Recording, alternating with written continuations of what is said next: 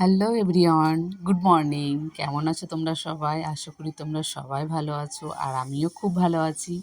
Indra for প্রিয়া ব্লগে নতুন একটি ভিডিওর সঙ্গে তোমাদেরকে অনেক স্বাগত জানাই।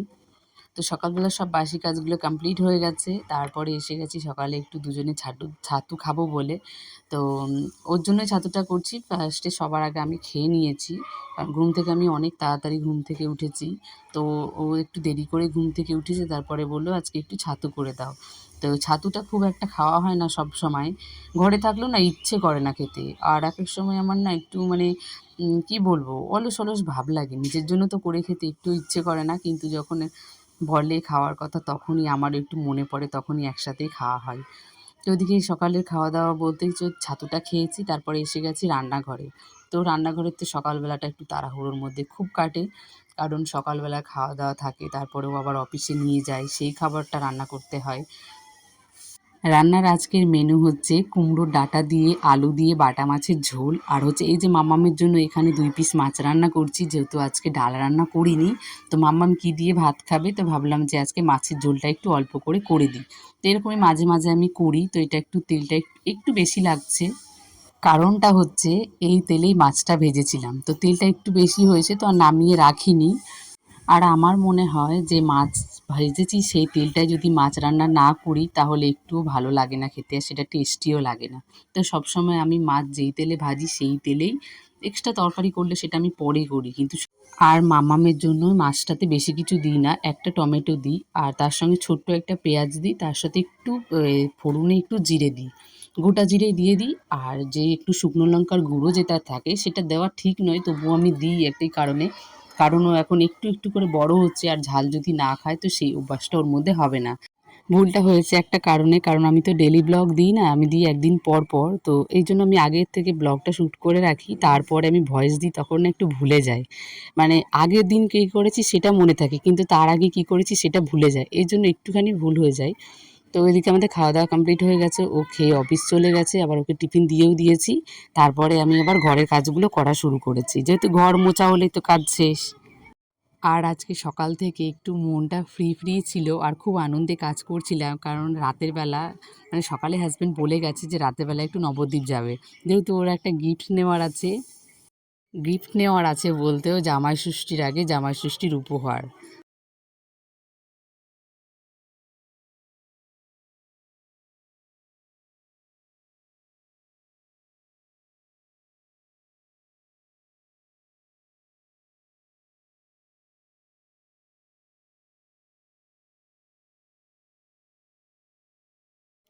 এখনই বলছি না উপহারটা কী, তবে চলো ভিডিওটা দেখতে থাকো, তোমরা অবশ্যই দেখতে পাবা সব। তো দেখো আমি সন্ধেবেলা রেডি হয়ে গেছি মনের আনন্দে, কারণ হাজব্যান্ড খুব খুশিতে ছিল, এই জন্য আমিও খুব খুশিতে ছিলাম। ও ছিল নিজের গিফট পাওয়ার আনন্দে, আর আমি ছিলাম নবদ্বীপে যাব একটু ঘুরবো এই আনন্দে। তো দেখো ফাইনালি আমি রেডি হয়ে গেছি। তো মামামকে নিয়ে যাচ্ছি না, কারণ মামামের একটু শরীরটা ভালো না, একটু ঠান্ডা ঠান্ডা লেগেছে। তো ভাবলাম যে আবার মুর্শিদাবাদে যাব, তো এখন যদিও ঠান্ডাটা লেগে যায় তাহলে ওখানে গিয়ে আরও বেশি হয়ে যাবে, এই জন্য মামামকে নিলাম না। আর তারপরে দেখো এসে গেছি, রেডি হয়ে পুরো নবদ্বীপে এসে গেছি। এসেই এটিএমে আগেও টাকা তুলে নিচ্ছে, নবদ্বীপে এসেছি আর বরের টাকা খসাবো না তাই কখনো হয়? তো তার আগে ওকে বলে দিলাম যে তুমি টাকাগুলো সব তুলে নাও, আর আমি নবদ্বীপে যা জিনিস আমার পছন্দ হয় আমি সব কিছু কিনবো।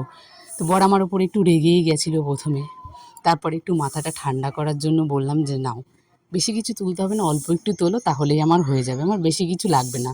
তো যেহেতু নিজে নেবে বলে তো খুবই খুশি ছিল, কিন্তু আমি বলেছিলাম নেবো বলে আমার ওপর একটু রেগেই গেছিলো। তারপরে আমাদের সব নবদ্বীপের কাজ কমপ্লিট হয়ে গেছে, তারপরে ওকে নিয়ে এসে গেছি খাবার দোকানে। কেন বলো তো? কারণ নবদ্বীপে এসেছি, না খেয়ে যাওয়া যায়? আর আমার তো সেটা ভালোই লাগে না। তাহলে বরের যখন মাথাটা খারাপ হয়েছে তখন আরেকটু বেশিই খারাপ করে দিই, কিন্তু এখানে ওর সঙ্গে আমার খুব ঝামেলা হয়ে গেছিলো। কারণ জিনিস কেনা নিয়ে আমার যে যা জিনিসগুলো পছন্দ হয়েছে আমাকে কিনে দেয়নি, খুব একটা বেশি দেয়নি। মানে আমার যতটুকু প্রয়োজন শুধু ততটুকুই কিনে দিয়েছে, এই জন্য আমার আরও বেশি রাগ হয়েছে। তো সবার সামনে তো আর সব রাগগুলো ঝাড়া যায় না, তো এখানে এসে ফাঁকা পেয়েছি, তাই যত রাগ ছিল সব এখানে এসে দিয়েছি, কিন্তু আমি খাবো না বলেছিলাম। তো বর একটু নরম করে বলল, মানে একটু একটু ভালো করে বলেছে বলে ভাবলাম যে না, না খেলে তো আমারই লস হবে। তো ভাবলাম যে চাই খেয়েই নিই, যা হবে সেটা বাড়িতে হবে, সেটা পরে দেখা যাবে। তো এখানে আমরা দুজনে নিয়ে নিয়েছিলাম ফার্স্টে দুটো পকোড়া, তারপরে নিয়েছিলাম রুমালি রুটি যেটা আমার হাজব্যান্ডের খুব পছন্দ, আর নিয়েছিলাম হাফ তড়কা। তো আমার তো একটুও ভালো লাগে না রুমালি রুটি খেতে, কিন্তু ওর খুব পছন্দ, ওর জন্যই নেওয়া। খেয়েও নিলাম বরের টাকায়, আবার বরের সাথে ঝামেলাও করে নিলাম। তারপরে খাওয়া দাওয়া হয়ে গেছে, বেরিয়ে পড়েছি আবারও ওর জন্য ঝামেলা করার জন্য আবার একটা শুরু করছি। কারণ যখন এত খাবার খাইয়েছে তাহলে একটা ঠান্ডা তো খাওয়াতেই হয় এই গরমের দিনে। তো বরের কাছে আবারও একটা আবদার করলাম, কিন্তু ওখানে দোকানে ছিল না বলে আমাকে, এটা কি আমার নাকি না, আমার না না না সরি সরি সরি, এটা কি একটা ছিল যেন, নামটা এখন ভুলে গেছি। আর মাম্মামের জন্য নিয়ে নিয়েছি জেমস। তো জেমস আর এটা নিয়ে নিয়েছি। তারপরে দেখো দুজনে আবার উঠে গেছি গাড়িতে। তো এবার বাড়ির পথে রওনা হচ্ছি। তো গাড়িতে আস্তে আস্তে প্রচণ্ড ঝামেলা হয়েছে। তো যেখানেই যাই আমাদের অন্তত ঝামেলা ছাড়া কোথাও কাটে না। তো ঝামেলা করতে করতে বাড়ি এসে গেছি। আর আস্তে আস্তে দেখছি ছোট বাচ্চাদের খুব ভালো ভালো সুন্দর সুন্দর জুতো বিক্রি হচ্ছে। তো মাম্মামের জন্য আর লোভ সামলাতে না পেরে নিয়ে নিলাম 2 জোড়া। তো এটা আগে নিয়েছিলাম, এটা বাঁশি বাজানো মাম্মামের খুব পছন্দ ছিল। আর হ্যাঁ, এতক্ষণের অবসান এখন হচ্ছে। দেখো তোমাদের গিফটটা আমি তোমাদেরকে দেখাচ্ছি, যে নবদ্বীপ কী কারণে গেছিলাম আর বর কী কারণের জন্য এত খুশি ছিল, এত খুশি ছিল যে আজকে আমাকে, মানে আমি যা যা কিনেছি সবগুলো না দিলেও কিছুটা আমাকে দিয়েছে। তো পরে আমার জিনিসগুলো আমি দেখাচ্ছি। তো আগে ফার্স্টে হাজব্যান্ডের জিনিসটা দেখিয়ে দিই যে ও কি পেয়েছে শ্বশুরবাড়ির থেকে জামাই ষষ্ঠী উপলক্ষে গিফট। তো এই হচ্ছে আংটিটা, এই সোনার আংটিটাই আমরা আনতে গেছিলাম গোল্ড শপে। তো সেখান থেকে আমরা নিয়ে এসেছি আংটি। তো বরের খুব পছন্দ হয়েছে।